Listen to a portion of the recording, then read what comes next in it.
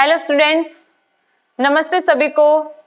काफी दिनों से हमारी क्लासेस जो है वो नहीं चल रही हैं, लेकिन हम फिर से कंटिन्यू करने की कोशिश करेंगे। और दोस्तों, आज आपके सामने बहुत ही शानदार वीडियो जो है वो आने वाला है आपके लिए, क्योंकि आज हम हमारे टॉपिक से हटकर कुछ ऐसा वीडियो बनाने जा रहे हैं जो कि एजुकेशन फील्ड में जो अपना भविष्य बनाना चाहता है और स्पेशली जो बच्चे सरकारी नौकरी पाना चाहते हैं उनके लिए ये इम्पोर्टेंट ये जो वीडियो है वो बहुत ज्यादा महत्वपूर्ण साबित होने वाला है। दोस्तों, जैसे कि हमारी हेडिंग लगी हुई है, हमारी हेडिंग क्या है? सरकारी नौकरी की तैयारी कैसे शुरू करें, how to start preparation for government job. तो बच्चों, ये सब कुछ हम जानने से पहले हम लोग मोटिवेशनल कोट की बात करते हैं। बच्चों, मोटिवेशनल कोट है आज का, today is your opportunity to build the tomorrow you want. आज का मोटिवेशनल क्या है बच्चों? Today is your opportunity to build the tomorrow you want. आज आपके सामने वो अपॉर्चुनिटी है, वो अवसर है जिससे कि आप अपना भविष्य वैसा बनाना चाहते हो जैसा कि आप चाहते हो। तो आज यानी कि हम अब जो सोचेंगे हम भविष्य में वैसा ही हम अपने आप को पाएंगे। तो फ्रेंड्स, इसी मोटिवेशनल कोट के साथ हम ये जानेंगे कि जो फ्रेशर बच्चा होता है, बिल्कुल जो ये सोचता है कि मैं गवर्नमेंट जॉब में जाना चाहता हूं, उसको अपनी तैयारी को किस तरीके से शुरू करनी चाहिए, क्या क्या उसको पढ़ना चाहिए, उसकी हम बात करने वाले हैं। तो आई थिंक ये वीडियो उन सारे बच्चों के लिए बहुत ज्यादा इंपॉर्टेंट है जिनकी या तो 10th क्लास हो गई है, या फिर 12th क्लास हो गई है, या फिर ग्रेजुएशन हो गई है, या जो भी बच्चा एग्जाम की तैयारी शुरू करने जा रहा है। या फिर बहुत बार मुझे बच्चे मिलते हैं और बच्चे कहते हैं कि मैम आपने किस तरीके से तैयारी की और मतलब हमें भी थोड़ा सा गाइड कर दीजिए। तो इसीलिए मैंने सोचा कि क्यों ना मैं इसके ऊपर एक वीडियो बना दूं ताकि ये बात सब तक पहुंच सके। हो सकता है कि ये मेरी बात जो है 2-3 बच्चों के लिए या फिर जितने भी बच्चे हो उनके लिए महत्वपूर्ण साबित हो। क्या पता इस वजह से वो तैयारी को प्रॉपर डायरेक्शन के अंदर वो अपनी स्टार्ट कर दे और उसको जो है अपने सपने जो है पूरा करने में थोड़ी बहुत भी यदि मेरी मदद होती है तो मेरे को बहुत अच्छा लगेगा।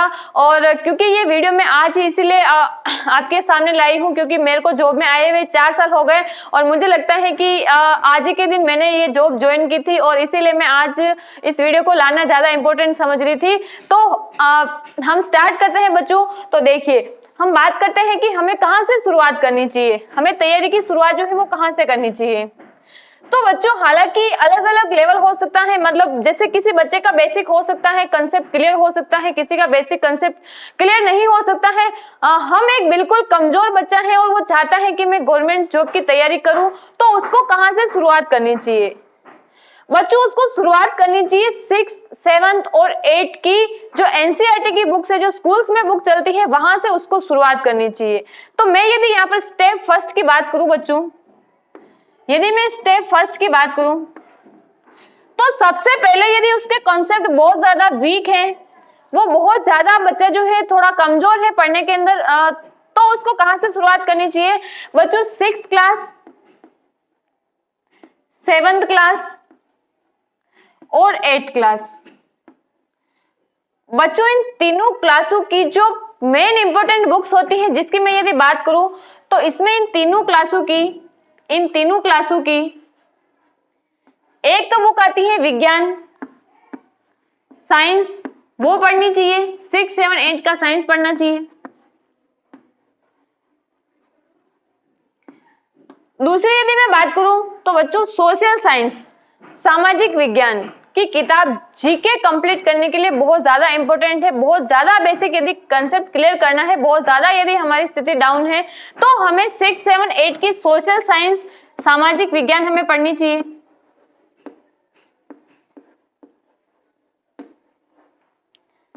सामाजिक विज्ञान से हम शुरुआत कर सकते हैं।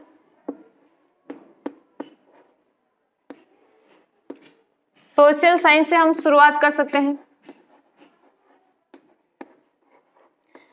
और इसके अलावा 6, 7, 8 का जो मैथमेटिक्स की बुक है, गणित की जो किताब है बच्चों, हमें वहां से शुरुआत करनी चाहिए। अब यदि कोई बच्चा ये सोचता हो कि भाई 6, 7, 8 का लेवल जो है वो मुझे आता है, वहां की साइंस मुझे आती है, सोशल साइंस मुझे आती है, मैथ्स मुझे वहां तक आती है, तो उसको पढ़ने की जरूरत नहीं है। लेकिन जो स्टार्ट कर रहा है उनको एक बार आई थिंक ये वाली बुक्स जो है उसकी रीडिंग कर लेनी चाहिए। तो सबसे पहले हमें इन तीनों क्लासों के तीनों जो सब्जेक्ट हैं इसकी बुक हमें जरूर पढ़ लेनी चाहिए। फिर आता है इसके नेक्स्ट स्टेप, क्योंकि आजकल कोई भी एग्जाम जो होता है उसमें कम से कम 10th लेवल तक के सारे जो क्वेश्चंस होते हैं वो पूछे जाते हैं। तो हमें स्टेप 2 में ये कंप्लीट करने के बाद हमें पढ़ना होता है बच्चों स्टेप 2। ऐसा नहीं है बच्चों, अब मतलब बहुत सारे बच्चे क्या करते हैं कि बुक्स ले आते हैं और उसको अच्छे से ताक के अंदर जमा देते हैं, जचा देते हैं, उसको नजर आती रहती है कि हाँ भाई बुक पढ़ी है, तो उसको ऐसा फील होता है कि यार बुक पढ़ी है, मतलब उसको ऐसा फील होता है कि मैं इसको पढ़ भी रहा हूं। लेकिन लाके नहीं रखनी है, उसको पढ़ना भी है, उसको समझना भी है, अगर हो सके तो उसके शॉर्ट नोट्स भी तैयार करने हैं। ठीक है बच्चों, अब आगे बढ़ते हैं। तो आगे हमारी क्लास आती है 9th और 10th। कौन सी आती है बच्चों? 9th और 10th आती है। अब देखो 9th 10th में भी यही सारे सब्जेक्ट। अब थोड़ा लेवल जो है यहाँ पर क्या होगा, इंक्रीज होगा, लेवल थोड़ा बढ़ेगा। तो हमने बिल्कुल बेसिक यहाँ से क्लियर किया, हालांकि 9th 10th भी बेसिक है, लेकिन जो बच्चा बहुत ज्यादा कमजोर है, जिसने बिल्कुल पढ़ाई नहीं की, मस्तीगिरी की क्लास के अंदर, क्लास से बंक मारा, स्कूल नहीं गया बराबर, लेकिन फिर बाद में उसको जच गया कि भाई यार मुझे तैयारी करनी चाहिए, स्थिति बहुत ज्यादा खराब है, क्या कर सकता हूं, तो सोच लिया कि भाई गवर्नमेंट एग्जाम की तैयारी कर लेते, क्या ही पता हो ही जाए सिलेक्शन। ठीक है, तो हम आगे बढ़ते हैं। तो बच्चों 9th और 10th की भी हमें ये तीनों बुक पढ़नी चाहिए। पहला हमें साइंस पढ़नी चाहिए, साइंस। अब बच्चों यहाँ पर हम यदि 9th 10th की साइंस की बात करते हैं तो इस साइंस के अंदर तीनों ही पोर्शन आ जाते हैं। जैसे कि साइंस 11th में जो आता है ना आपके बायोलॉजी, केमिस्ट्री, फिजिक्स, तो इसके थोड़े थोड़े पार्ट जो है हमें 9th 10th की साइंस में देखने को मिलते हैं, जिसका ब्रॉड विस्तार रूप हमें कहां पर मिलता है? 11th 12th के अंदर जब हम सब्जेक्ट लेते हैं तब हमको मिलता है। तो यहाँ पर आपकी जीव विज्ञान भी आती है, जीव विज्ञान भी आती है, बायोलॉजी, बायोलॉजी, यहाँ पर आपके रसायन विज्ञान का भी कुछ बेसिक पार्ट आता है, रसायन विज्ञान, रसायन विज्ञान, केमिस्ट्री बोलते हैं इसको अपन, केमिस्ट्री।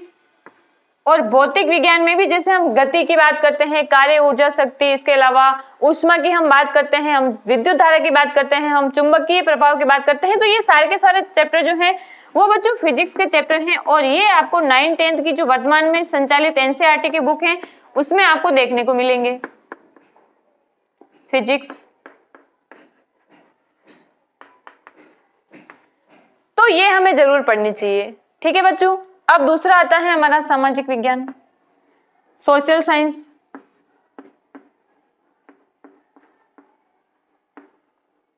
सामाजिक विज्ञान,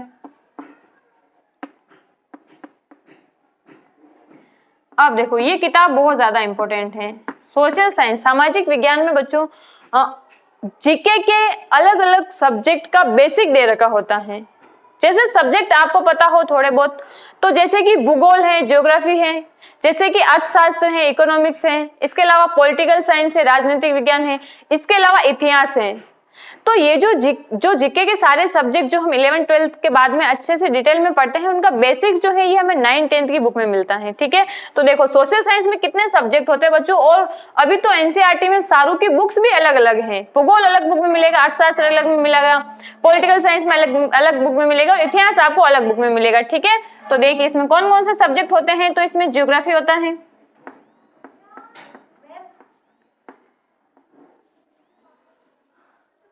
तो यहाँ पर बच्चों यदि हम बात करते हैं तो सोशल साइंस की जो बुक्स हैं, पहले एक ही बुक चलती थी जिसमें सारे सब्जेक्ट हुआ करते थे, लेकिन अभी एनसीईआरटी के अंदर चारों बुक्स अलग अलग चलती है, जिसमें एक ज्योग्राफी की चलती है, भूगोल होता है इसमें, और ज्योग्राफी में मैं आपको पता नहीं हो तो टॉपिक बता देती हूँ। जैसे कि हम पढ़ते हैं कि भूगोल के अंदर राजस्थान का भूगोल भी हो सकता है, भारत का भूगोल भी हो सकता है, जिसमें हम देखते हैं कि विशेषताएं क्या है, यानी कि भारत के भूगोल की विशेषताएं, राजस्थान के भूगोल की विशेषताएं क्या है, जिसमें हम जलवायु पढ़ते हैं, मृदा पढ़ते हैं, जनसंख्या पढ़ते हैं, परिवहन पढ़ते हैं। तो ये सारी की सारी चीजें हम ज्योग्राफी में पढ़ते हैं बच्चों। और फिर यदि मैं बात करूं तो बच्चों इसमें होता है राजनीतिक विज्ञान। क्या होता है? राजनीतिक विज्ञान। राजनीति विज्ञान, पॉलिटिकल साइंस, पॉलिटिकल साइंस। और बच्चों पॉलिटिकल साइंस की यदि हम बात करते हैं तो पॉलिटिकल साइंस में राजनीतिक विज्ञान, जिसमें मुख्यमंत्री, राज्यपाल, प्रधानमंत्री, लोकतंत्र क्या होता है, किस प्रकार से सरकारें चुनी जाती हैं, किस प्रकार से चुनाव होते हैं, ये सारी की सारी जो चीजें हैं पॉलिटिकल से, राजनीति से रिलेटेड, ये इस बुक में आती है राजनीतिक विज्ञान में। इसके अलावा होती है बच्चों अर्थशास्त्र। कौन सी होती है? अर्थशास्त्र।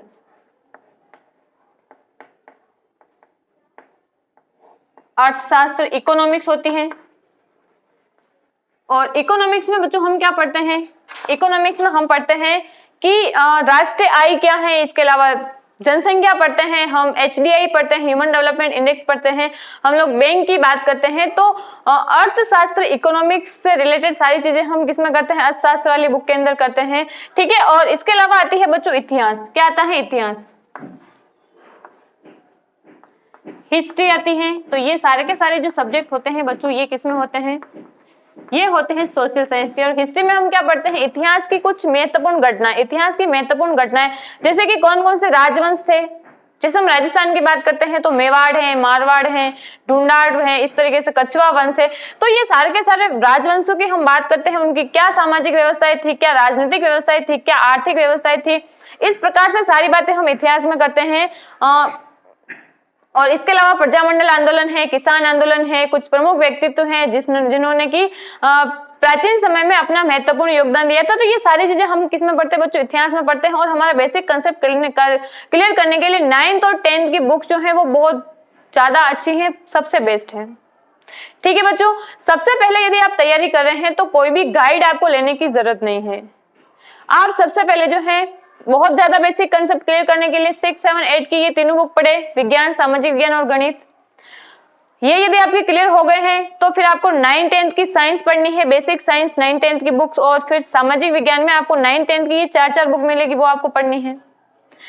इसके अलावा बच्चों आपको पढ़नी है 10th लेवल तक की मैथ्स। 10th लेवल में भी आपको क्या पढ़ना है बच्चों? मैथ्स पढ़ना है।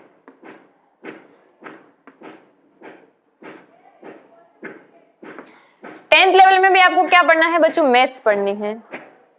अब 10th यानी कि 6 to 10th तक की मैथ्स आपकी कंप्लीट है, इसका मतलब बेसिक मैथ्स आपकी कंप्लीट है। आप इससे रिलेटेड क्वेश्चन कर सकते हैं, ठीक है बच्चों। तो ये तो हमारी बात हुई कि भाई हमें तैयारी कहाँ से स्टार्ट करनी चाहिए, कि जब हमें कुछ भी पता नहीं चल रहा है कि मैं किसकी तैयारी कर रहा हूँ, या तो 12th हो गई है या ग्रेजुएशन हो गई है, तो फिर बाद में हमें ये पता नहीं चल रहा है कि फाइनली मैं किसके एग्जाम की तैयारी करूं। अगर ऐसा पता नहीं चल रहा है तो एक बार आप ये तैयारी शुरू कर दे, ये बुक्स आप एक बार पढ़ ले।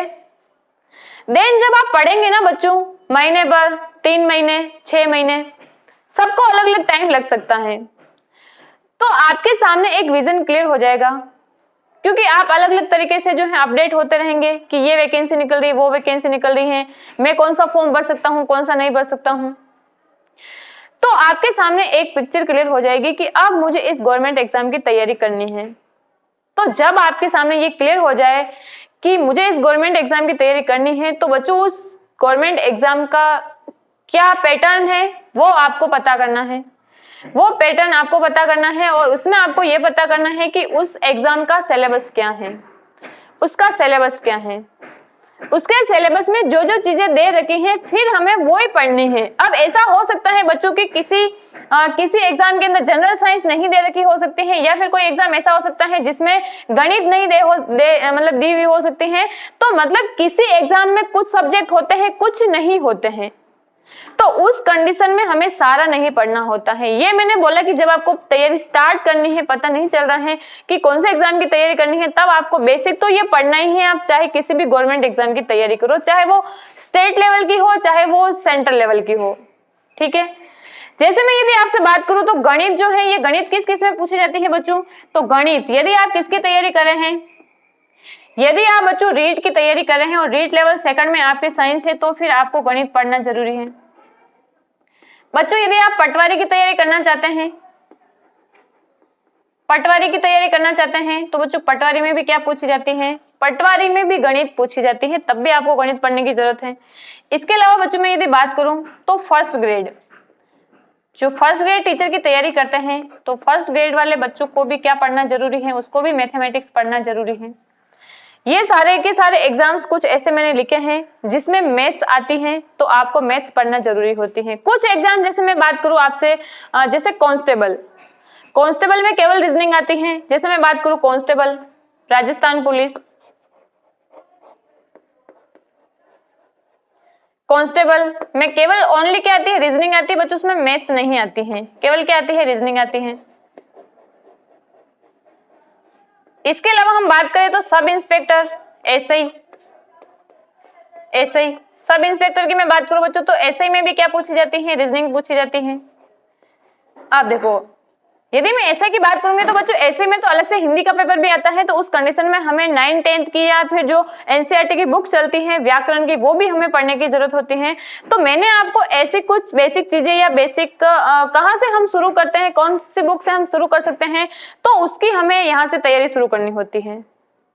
तो आज का हमने ये वीडियो देखा कि बच्चों यदि आप फ्रेश हो, आपको तैयारी करनी है गवर्नमेंट जॉब, आपको स्पेशली ये गवर्नमेंट जॉब की तैयारी करने वाले बच्चों के लिए है और वो यहाँ से शुरुआत कर सकता है। आने वाले समय में हम अलग अलग टॉपिक पर भी अलग अलग टॉपिक पर मैं आपके सामने वीडियो लाऊंगी कि किस प्रकार से हमें हमारा टारगेट फिक्स होने के बाद में किस तरीके से हमें तैयारी करनी चाहिए।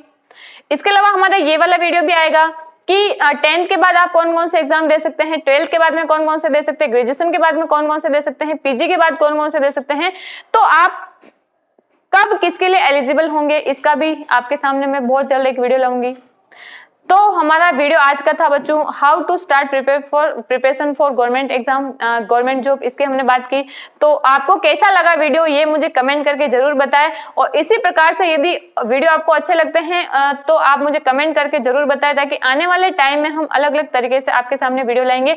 और हमारी जो साइंस की क्लासेस चल रही हैं वो भी आपके आने वाले समय में जो है कोशिश रहेगी कि कंटिन्यू आपके टॉपिक जो है वो चले, ऐसी मेरी कोशिश रहेगी ताकि समय पर आपका जो है साइंस कंप्लीट हो सके। Thank you so much friends, thank you so much.